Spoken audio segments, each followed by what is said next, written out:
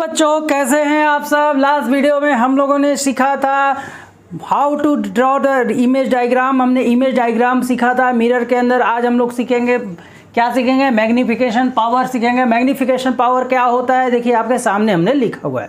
First all of पढ़ने से पहले एक छोटा सा ब्रेक। अगर आपने इस वीडियो को लाइक सब्सक्राइब कमेंट नहीं किया तो जैसे कर दें, और आपको वीडियो बहुत मज़ा देने वाला है। जितना मज़ा आएगा उतना मज़े से आप सब पूछेंगे।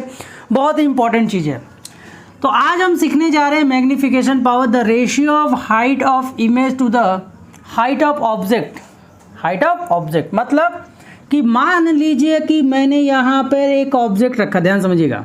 मान लीजिए कि मैंने यहाँ पर एक क्या रखा बेटा, ऑब्जेक्ट रखा, और उस ऑब्जेक्ट का हमने मिरर इमेज कहीं पे बन गया। ये मान लीजिए कि ये आपका ऑब्जेक्ट है और ये आपका इमेज है। सपोज लेते हैं कि इमेज की हाइट h है और ऑब्जेक्ट की हाइट क्या बेटा, h डैश है। सॉरी, सपोज लेते हैं कि इमेज की जो हाइट है, ध्यान समझिएगा मैं क्या बोल रहा हूँ। सपोज कीजिए कि सपोज कीजिए जो इमेज है, इमेज का हाइट hz है और ये है। मैग्नीफिकेशन पावर को जनरली हम लोग डिनोट करते हैं बेटा m से। किससे डिनोट करते हैं? m से। और इसका फॉर्मेशन के हिसाब से ratio of height of image, मतलब इमेज ऑफ हाइट क्या होगा, ऊपर होगा। चलिए इसको हम लिख देते हैं हिंदी में, सॉरी वर्ड में, हाइट ऑफ इमेज अपॉन में हाइट ऑफ ऑब्जेक्ट। समझ गए? हाइट ऑफ इमेज अपॉन में हाइट ऑफ ऑब्जेक्ट। तो यहाँ से अगर हम m के वैल्यू को ध्यान दें तो m की वैल्यू क्या होगी बेटा, h डैश अपॉन में h की वैल्यू होगी। इसके अलावा इसकी एक और वैल्यू होती है। इसके अलावा इसकी एक और वैल्यू होती है, और वो वैल्यू क्या है समझने का प्रयास करिए। वो वैल्यू है, क्या है? उस वैल्यू को हम लोग बोलते हैं -v/u। क्या बोलते हैं? -v/u। मतलब मैग्नीफिकेशन फॉर्मूला जो होता है h डैश अपॉन जो h है वो -v/u के बराबर भी होता है। चूँकि अभी आपके इस क्लास में ये आपका इसका प्रूफिंग नहीं है, पहले अगर मुझे समय बचता है तो मैं आपको ये बताऊंगा, घबराइए मत। ये कैसे आया मैं आपको सिखाऊंगा। पहले हम लोग मैग्नीफिकेशन पावर को थोड़ा सा और सीखने का प्रयास करते हैं। समझ गए ना मैग्नीफिकेशन पावर? अब चलिए आते हैं कि ठीक है कि मैग्नीफिकेशन पावर से मिरर की जानकारी कैसे होगी। How does we describe the mirrors by using the values of magnification power. तो चलिए हम लोग उसको डिस्कस करते हैं। इसको स्क्रीनशॉट लेकर फटाफट नोट कर लीजिए। चलिए आते हैं। सबसे पहले हम लोग बात करते हैं, कौन से मिरर की बात किया जाए? सबसे पहले हम लोग बात करते हैं बेटा कॉनकेव मिरर की। अगर मान लीजिए हम बात करते हैं कॉनकेव मिरर के, कॉनकेव मिरर का मैग्नीफिकेशन पावर क्या होगा, थोड़ा सा अपने दिमाग को आप दौड़ाएंगे तो आपने कॉनकेव मिरर में बहुत सारे वैल्यूज़ देखे थे। आपको याद होगा यहाँ पे हमने पोल रखा था, यहाँ पे हम फोकस रखते थे, यहाँ पे हम लोग सेंटर ऑफ कर्वेचर रखते थे। कभी भी इमेज को हमने यहाँ रखा, इमेज आपका उल्टा बना। ठीक, ऐसा हुआ था कि नहीं हुआ? फिगर उठा कर देखिए तो आपको दिखाई देगा। मैं यहाँ बनाऊँगा, एग्जैक्ट नहीं बनेगा, लेकिन ज़बरदस्ती हम बना देंगे, मेरा एग्जैक्ट बन जाएगा। ऐसा आप बुक उठाइए। फिर आपको याद होगा कि आपने जैसे जैसे आप ऑब्जेक्ट को लेते जाओगे वैसे वैसे आपने देखा था कि जो हाइट था इमेज का वो उल्टा बना था। हमेशा क्या बना था? डाउनवर्ड बना था। हमेशा क्या बना था? डाउनवर्ड बना था। केवल एक ऐसी कंडीशन थी अपने पास, केवल एक ऐसी कंडीशन थी। ध्यान समझिएगा मैं क्या कर रहा हूँ। केवल अपने पास एक ऐसा कंडीशन था, जैसे वो कौन सा कंडीशन होता है? जब ऑब्जेक्ट हमारा फोकस और पोल के बीच में रखा गया था, तब आपके ऑब्जेक्ट का जो इमेज है बिहाइंड द मिरर मिलता हुआ दिखेगा। आप इमेज फॉर्मेशन, मेरा पिछला वीडियो इमेज फॉर्मेशन, आप मेरा पिछला वीडियो इमेज फॉर्मेशन देख सकते हैं मिरर का, उसमें मैंने आपको ये डिस्क्राइब किया हुआ है। क्लियर है? तो चलिए आइए सीखते हैं। सबसे पहले बात को समझने का प्रयास कीजिए। आपने लास्ट क्लास में आप लोगों ने साइन कन्वर्जन भी सीखा था। लास्ट क्लास में आपको साइन कन्वर्जन भी सिखाया गया था, और साइन कन्वर्जन में सिखाया गया था बेटा कि इसको अगर आपको हाइट ऑफ इमेज डिस्क्राइब करना है, ध्यान समझिएगा, हाइट ऑफ इमेज अगर आपको डिस्क्राइब करना है तो आप किस मिरर का यूज़ करो, मतलब किस एक्सिस का यूज़ करोगे, वाई एक्सिस का कि एक्स एक्सिस का। तो आपको इसके हाइट को मेज़र करने के लिए आपको वाई एक्सिस का यूज़ करना पड़ेगा। और वाई एक्सिस का यूज़ करना पड़ा है तो जनरली जो इमेज है फॉर्मेशन हमारा डाउनवर्ड है। जनरली जो हमारा इमेज है वो क्या है बेटा, डाउनवर्ड है। क्या है बेटा, डाउनवर्ड है। जब जनरली हमारा इमेज, ध्यान समझिए मैं क्या बोल रहा हूँ, जनरली जब हमारा इमेज बेटा डाउनवर्ड है तो डाउनवर्ड होने का मतलब क्या है कि जनरल केस में हमारा जो एच डैश है, जो इमेज है हमारा, वो बेटा निगेटिव होगा कि पॉजिटिव। थोड़ा सा दिमाग दौड़ाइए और बताइए कि वाई एक्सिस पे ये आपका प्रिंसिपल एक्सिस इसको सपोज करिए और इसके अपॉन में अगर नीचे की तरफ अगर आप हाइट को सपोज करते हैं तो हाइट जब भी नापा जाएगा नीचे की तरफ भी नापा जाएगा। बोलो, ये जो हाइट आप यहाँ देख रहे हो, इस हाइट को मेज़र करने के लिए आप डाउनवर्ड ही आओगे ना, और डाउनवर्ड आओगे तो निगेटिव होगा। और एच जो हमारा होता है, ध्यान समझिए, जो एच जो होता है, एच कौन है बेटा, हाइट ऑफ ऑब्जेक्ट है। तो हाइट ऑफ ऑब्जेक्ट को तो आप हमेशा सीधा ही रखोगे। तो हाइट ऑफ ऑब्जेक्ट को मेज़र करने के लिए आपको वाई एक्सिस में ऊपर की ओर आना पड़ेगा। और जब आप वाई एक्सिस में ऊपर की ओर है, ध्यान समझो मैं क्या बोल रहा हूँ, जब आप वाई एक्सिस में ऊपर की ओर आओगे, किस पर आओगे, जब आप वाई एक्सिस में ऊपर की ओर आओगे तो एच की वैल्यू क्या होगी बेटा, पॉजिटिव होगी। इसका मतलब ये हुआ कि जो मैग्नीफिकेशन पावर अगर हम निकालें, एच डैश बाई एच करें तो एच डैश की वैल्यू आपके पास बेटा कौन सी वैल्यू है, आपके पास क्या है बेटा, निगेटिव है, और इसकी वैल्यू क्या है बेटा, पॉजिटिव है। ऊपर में निगेटिव हो, नीचे में पॉजिटिव हो, ध्यान समझिएगा, ऊपर में निगेटिव हो, नीचे में पॉजिटिव हो, वैल्यूएशन करोगे तो वैल्यू हमें क्या मिलेगा, तो ये वैल्यू हमें मिलेगा निगेटिव। और निगेटिव आने का मतलब क्या होगा कि मैग्नीफिकेशन जो पावर होगा वो लेस देन 0 होगा। ध्यान समझिएगा। तो कॉनकेव लेंस में आपको पता चला कि मैग्नीफिकेशन पावर जनरली, कंप्लीटली नहीं मिला, ध्यान समझिएगा, जनरली जो वैल्यू आएगा वो क्या आएगा, जनरली जो वैल्यू होगा वो क्या होगा बेटा, 0 से लेस होगा, मतलब निगेटिव होगा। अब जैसा कि अब आपको पता है कि मैंने एक केस आपको बताया, इसके अलावा क्या क्या होगा बेटा, जनरली निगेटिव होने का मतलब क्या होगा, निगेटिव होने का मतलब इसका जो इमेज बनेगा वर्चुअल बनेगा और इरेक्ट बनेगा। क्या बनेगा, वर्चुअल बनेगा, सॉरी गलत मैंने बताया, अभी मैं बताता हूँ, यहाँ समझ में आया। अब थोड़ा सा ध्यान से समझिएगा कि जब हम एक स्पेशल केस की बात करें, ध्यान समझिएगा, कौन से केस की बात करें, जब हम एक स्पेशल केस की बात कर रहे हैं, व्हेन ऑब्जेक्ट कहाँ हो बेटा, when object between P and F, जब ऑब्जेक्ट को हमने P और F के बीच में रखा था तब हमारा जो इमेज फॉर्मेशन कुछ ऐसा हुआ था कि हमने क्या किया था, यहाँ पे ऑब्जेक्ट था, ये आपका पोल हो गया, ये आपका फोकस हो गया, और यहाँ पे हमने ऑब्जेक्ट को रखा था, उसका इमेज क्या हुआ था, दो बातें बनी थी। पहली बात कि इमेज जो था सीधा बना था, तो इस फिगर से आपको क्या क्या दिख रहा है कि एच डैश जो है, पहली बात तो ये पॉजिटिव है, पहली बात तो क्या है बेटा, पॉजिटिव है, क्योंकि इसकी हाइट को नापने के लिए अगर आप साइन कन्वर्जन का फॉर्मूले को यूज़ करते हो, अगर इसकी हाइट को निकालने के लिए अगर आप साइन कन्वर्जन को यूज़ करते हो तो साइन कन्वर्जन का यूज़ होने का मतलब क्या है बेटा, इसकी हाइट निकालने के लिए अगर आप साइन कन्वर्जन का यूज़ करते हो, ध्यान समझिए मैं क्या कर रहा हूँ, इसकी हाइट निकालने के लिए यदि आप साइन कन्वर्जन का यूज़ करते हो तो साइन कन्वर्जन का यूज़ करने का मतलब आपको इसकी हाइट नापने के लिए ऊपर ही आना पड़ेगा, वाई एक्सिस को ही यूज़ करना पड़ेगा, और वाई एक्सिस को यूज़ करोगे तो वैल्यू पॉजिटिव में लोगे कि निगेटिव में, तो आप कहोगे सर वैल्यू पॉजिटिव में होगा। दूसरा चीज़ एच तो हमेशा पॉजिटिव है। दूसरा चीज़ आपको क्या दिख रहा है बेटा, ऑब्जेक्ट छोटा है और इमेज क्या बेटा, बड़ा है। ध्यान समझिएगा, ऑब्जेक्ट क्या है बेटा, छोटा है और इमेज जो है बड़ा है। इसका मतलब क्या हुआ कि जो एच डैश है हमारा, ध्यान समझिएगा, इसका मतलब क्या है कि एच डैश जो है हमारा वो क्या होगा बेटा, एच से बड़ा होगा। अब थोड़ा सा दिमाग को दौड़ाते हैं। अब एच डैश इक्वल बड़ा है और एच हमारा छोटा है, मतलब H dash is greater than H, मतलब height of image is greater than height of object.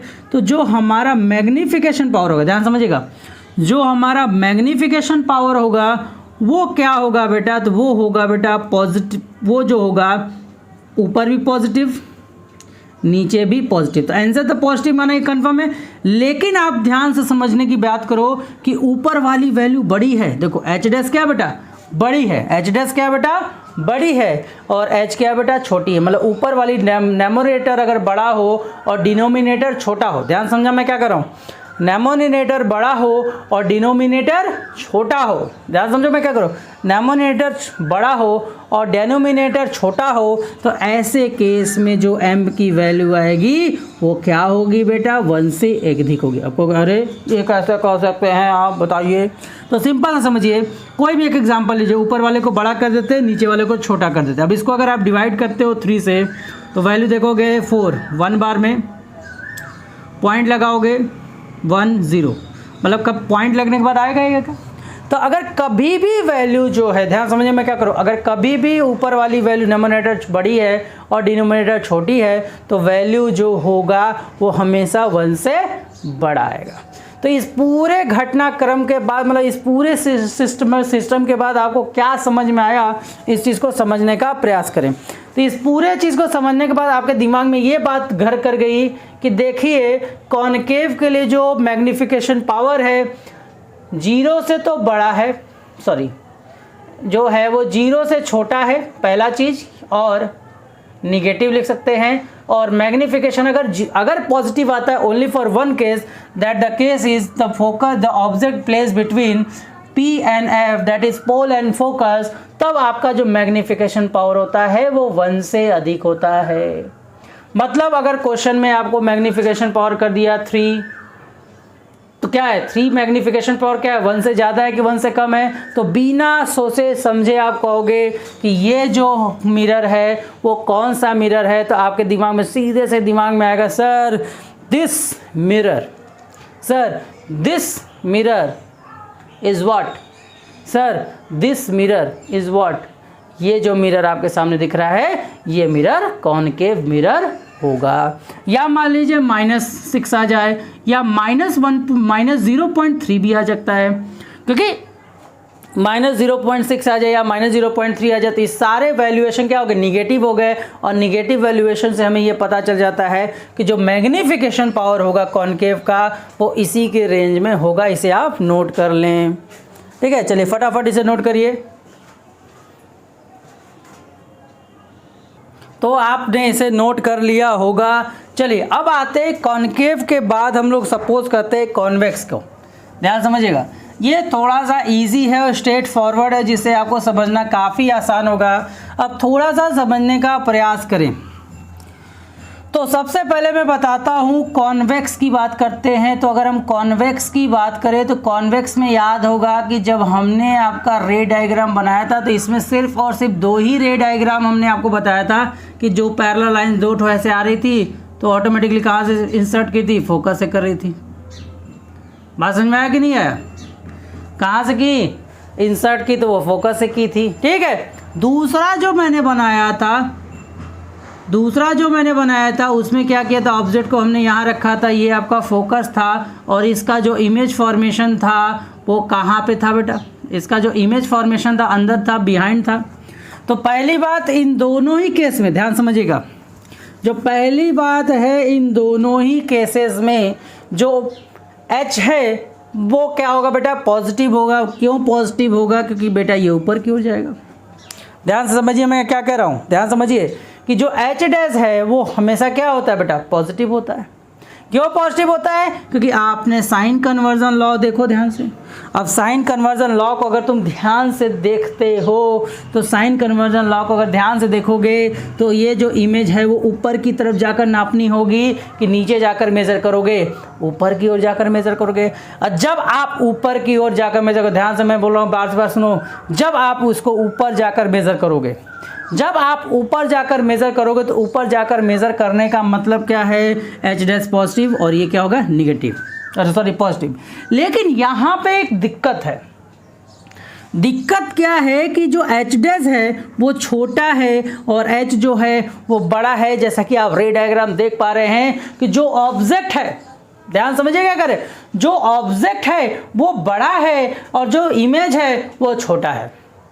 जो ऑब्जेक्ट है वो बड़ा है लेकिन जो इमेज है वो छोटा है। तो मैग्निफिकेशन पावर का फॉर्मूला आप सबको पता है क्या होता है, m is equal to h dash by h होता है। मतलब पिछले बार नेमोनेटर बड़ा था, इस बार डिनोमिनेटर छोटा है। ध्यान समझिएगा मैं क्या करूं, पिछले बार न्यूमरेटर बड़ा था डिनोमिनेटर छोटा, लेकिन इस बार उल्टा केस हो गया है। जब आपका डिनोमिनेटर छोटा हो और ऊपर वाला वैल्यू बड़ा हो, सॉरी डिनोमिनेटर बड़ा हो और न्यूमरेटर छोटा हो, तो ऐसे फ्रैक्शन को ही हम लोग प्रॉपर फ्रैक्शन करते हैं। और प्रॉपर फ्रैक्शन की वैल्यू कभी भी एक से ज़्यादा नहीं होती, आप जानते हैं ये बात। इसका मतलब क्या होगा, मैग्निफिकेशन पावर का जो वैल्यू होगा वो लेस देन 1 होगा। साथ ही साथ तो एक को तो इसकी वैल्यू क्या होगी, लेस देन 1 होगी। पहली तो इसकी वैल्यू जो होगी लेस देन 1 होगी, साथ ही साथ इसको मैं बोलूं तो बेटा पॉजिटिव होगी भी। क्यों पॉजिटिव होगी, कि ऊपर वाला भी पॉजिटिव है और नीचे वाला भी पॉजिटिव है। क्यों, क्योंकि ऊपर वाला भी पॉजिटिव है और नीचे वाला भी पॉजिटिव है। जब ऊपर वाला भी पॉजिटिव नीचे वाला भी पॉजिटिव, आंसर अगर पॉजिटिव ही आता है तो, और एक को तो ये क्राइटेरिया बना दिया कि मैं 1 से बड़ा नहीं हो सकता, दूसरा क्राइटेरिया बना दिया मैं 0 से बड़ा नहीं हो सकता, छोटा नहीं हो सकता, तो इसका मतलब जो है m की वैल्यू जो होगी 0 से 1 के बीच में होगी। मतलब मैग्निफिकेशन पावर जो होगा, नहीं समझ में आया, हो नहीं समझ में आया, कोई बात नहीं, फिर से देखो यहाँ पर, फिर से देखो समझो बात को। यहाँ पे जो मैग्निफिकेशन पावर है पॉजिटिव है तो 0 से छोटा तो हो नहीं सकता। ध्यान से समझिएगा, पॉजिटिव वैल्यू जब भी होती है 0 से बड़ी होती है, 0 से ग्रेटर होती है। निगेटिव वैल्यू हमेशा 0 से छोटी होती है। तो सिंपल सी बात है, दोनों पॉजिटिव है तो निगेटिव आने का कोई सवाल ही नहीं है। निगेटिव कोई भी केस में निगेटिव नहीं आ रहा है, तो m की वैल्यू 0 से बड़ी होगी, ये तो कंफर्म हो गई। दूसरी बात जो है वो क्या होगा बेटा, m की जो वैल्यू होगी वो 1 से छोटी होगी, क्योंकि न्यूमरेटर जो है छोटा है, डिनोमिनेटर बड़ा है। तो इस हिसाब से हम क्या कह सकते हैं, ध्यान समझिएगा, ये किसके लिए था बेटा, ये था आपका कॉनकेव के लिए था। और ये किसके लिए बेटा, कॉन्वेक्स की बात करें तो m जो है वो ग्रेटर देन 0 है, m जो है वो ग्रेटर देन 0 है बट लेस देन 1 है। मतलब कॉन्वेक्स मिरर की जो वैल्यू होगी इनके बीच में ही काम करेगी, और वो बीच कौन सा है, 0 से बड़ा है और 1 से छोटा है। जल्दी से इसे कर लें नोट।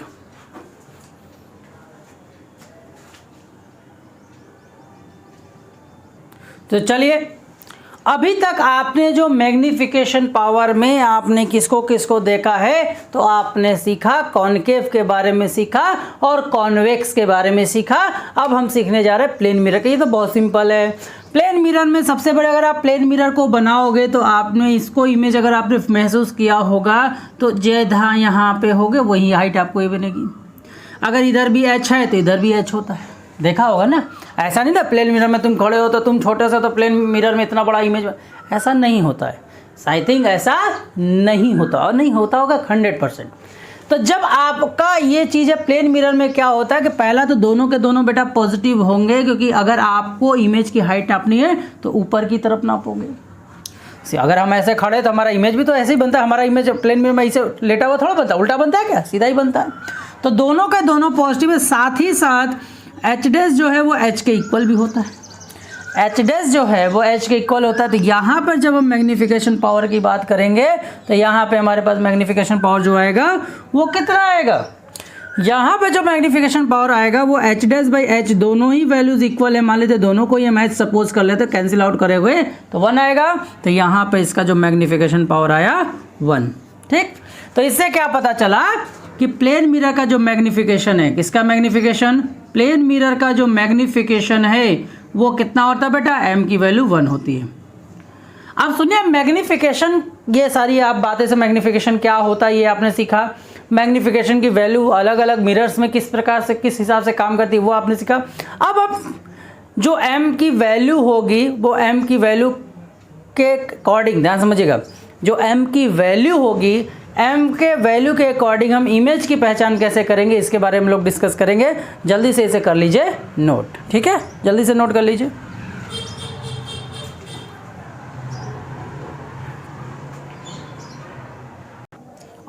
आई थिंक आपको ये वीडियो पसंद आया होगा। अगर वीडियो पसंद आया हो तो लाइक करें, सब्सक्राइब करें और कमेंट करें, ज़्यादा से ज़्यादा वीडियो को देखें। तो आज मैंने आपको बताया सिर्फ मैग्नीफिकेशन पावर को, पिछले वीडियो में हम लोग साइन कन्वर्जन को सीखा है।